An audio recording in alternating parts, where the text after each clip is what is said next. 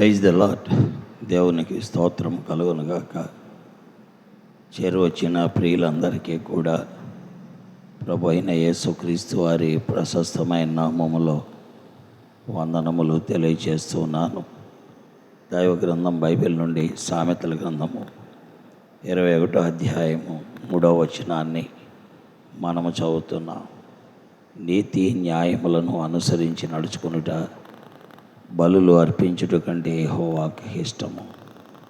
అహంకార దృష్టియు గర్వహృదయమును భక్తిహీనుల క్షేమమును పాపయుక్తములు. దైవ గ్రంథం బైబిల్లో నీతి న్యాయములను అనుసరించి నడుచుకోవట బలులు అర్పించుట కంటే శ్రేష్టం. ఈనాడు సమాజంలో భక్తి పెరిగిపోయే కాలంలో మేము ఉన్నాం. ప్రజలలో నానా రకాలైన భక్తి, ఎన్నో రకాలైనటువంటి భక్తితో కార్యకలాపాలు చేస్తున్నారు.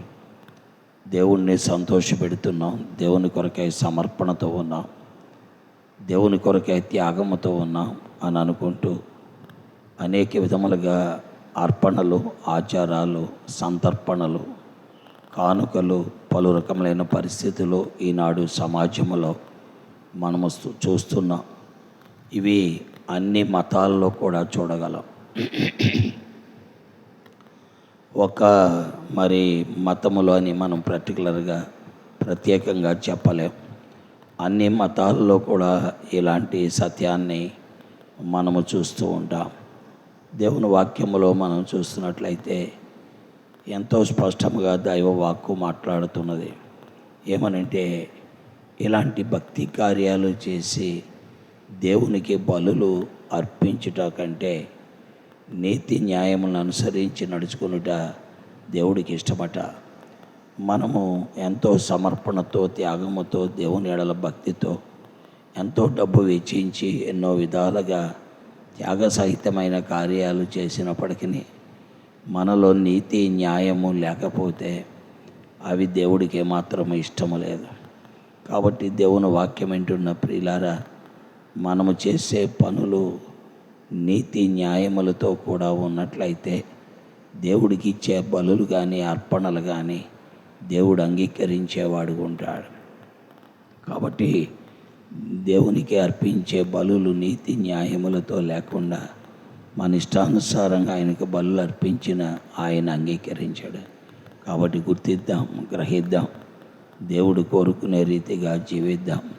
దైవ గ్రంథం బైబిల్లో అనేక మంది బలులు అర్పించారు, కానీ నీతి న్యాయములు లేకుండా అర్పించారు. అట్టి వారిలో ఒకడు కయ్యేను. దేవునికి బలులు అర్పించాడు, అర్పణలు అర్పించాడు, కానీ నీతి న్యాయము లేనివాడిగా బ్రతికాడు. అలాగే దేవుని వాక్యములో దేవుణ్ణి వెంబడించినటువంటి అనేక మందిని మనము చూస్తాం. వారు దేవునికి ఎన్నో కార్యాలు చేశారు, కానీ వారు నీతి న్యాయములను అనుసరించలేదు. అలాగే సౌలు మనం చూచినట్లయితే అతడు భక్తి మర్యాదలు కలిగి ఉన్నాడు, కానీ నీతి న్యాయములను అనుసరించిన వాడిగా కనబడుతున్నాడు. అలాగే ఆకాను భక్తి మర్యాదలతో ఉన్నాడు, కానీ నీతి న్యాయములను అనుసరించలేదు. అందుకే సౌలు యొక్క జీవితము, ఆకాను యొక్క జీవితము, కయ్యేను యొక్క జీవితము దేవుడికి ఇష్టముగా లేదు. కాబట్టి దేవుని వాక్యం వింటున్న ప్రియులారా, దైవ గ్రంథం బైబిల్ నుండి మనం చూస్తున్న సత్యాలు విలువైనటువంటివి. అందుకనే ఆత్మశుద్ధి లేని ఆచారం ఎలయ, బాండవ శుద్ధి లేని పాకం ఎలయ అన్నారు. కాబట్టి నీతి న్యాయములను అనుసరించకుండా ఎన్ని బలులు అర్పించినా అది దేవుడికి ఇష్టం లేదు. కాబట్టి ఆలోచిద్దాం, దేవునికి అప్పగించుకుందాం. ఈ మాటలను వివేచనతో ఆలోచించి ప్రభువును వెంబడిద్దాం. దేవుడి మాటలు దీవించుగాక. ఆమేన్. ప్రేమ కలిగిన మా తండ్రి, పరిశుద్ధుడైన నమ్మకమైన మా దేవ, నీ ఘనమైన ఉన్నతమైన నామం కొరకే నీకు వందనాలు. నీ కుమారుడు మా ప్రభును రక్షకుడైన యేసుక్రీస్తు వారి అత్యున్నతమైన నామం పేరిట ఈ ఉదయ కాలంలో నీ పాదముల దగ్గర రావడానికి మీరు ఇచ్చిన తరుణం కొరకు వందనాలు తండ్రి. నీతి న్యాయమును అనుసరించి బ్రతకటం నేర్పించండి, అలాగ జీవించటం నేర్పించండి. అలాగ జీవించకుండా నీ కొరకై బలులు, అర్పణలు, త్యాగ సహితమైన జీవితం జీవించినందువల్ల ఏమాత్రము నీకు ఇష్టము లేదనే సత్యాన్ని మీ లేఖనముల్లో రాసిపెట్టారు. కాబట్టి జ్ఞాన హృదయముతో నిన్ను వెంబడించుటకు మా అందరికీ సహాయం చేయండి. వాక్యం వినేవారికి నిన్ను గురించిన గ్రహింపు దయచేయండి.